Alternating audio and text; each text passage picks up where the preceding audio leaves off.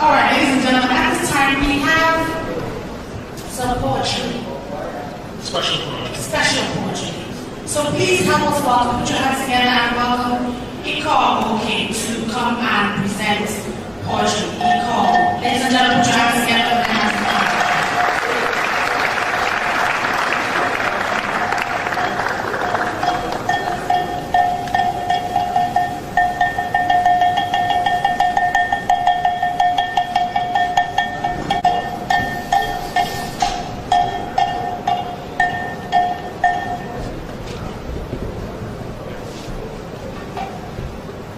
I salute you.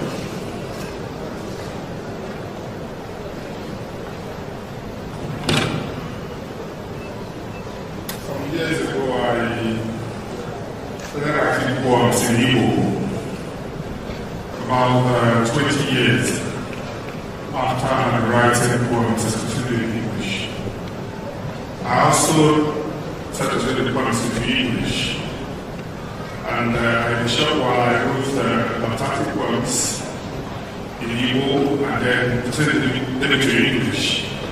So what I'm going to share with you today is one of the poems titled Igbo Naku. And then in English it's titled Igbo is Calling.